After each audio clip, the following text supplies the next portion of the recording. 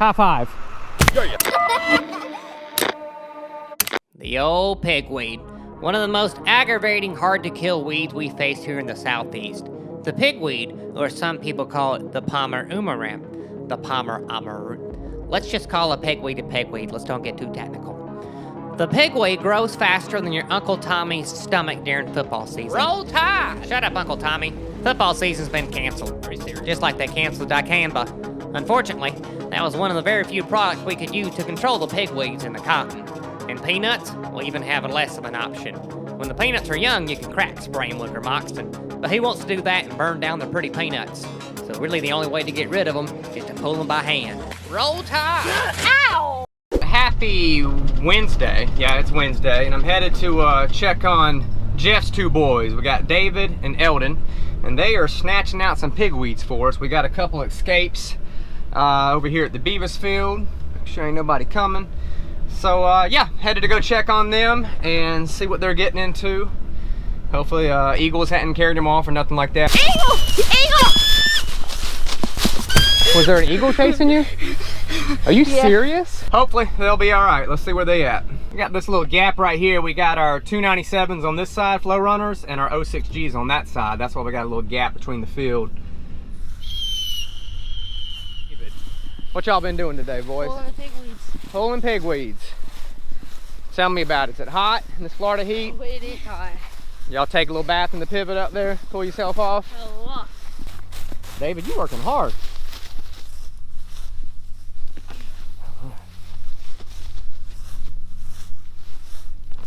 All right. Well, I got good old Bravo coverage on that. You can tell it's on the leaves. Yes, sir. That there's at a pint and a half. Man, that one didn't want to come up. Big one. Yeah. See what happens if you took that and just dropped it. What would happen? What do you think? The dirt would clog the peanut. No, it would just take root back. So it would just, roots would go back in the ground and it'd be thriving again. That's why it's best to shake the dirt out.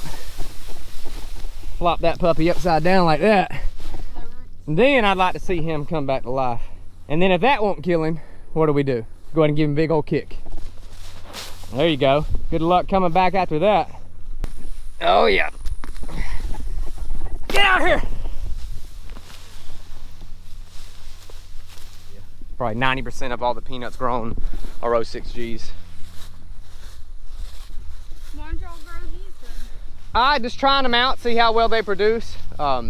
Best to, you know, try some different varieties. Hopefully to. Looks like they're doing good. Oh yeah, they look good for sure. So it'll be interesting to see once we harvest how big of a difference they are.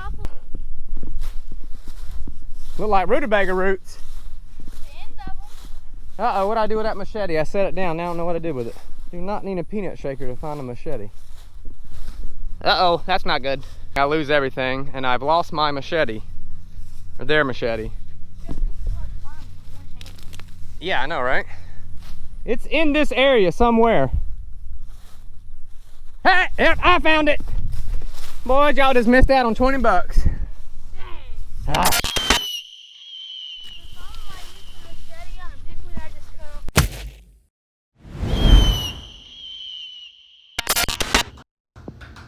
Jack! What is it?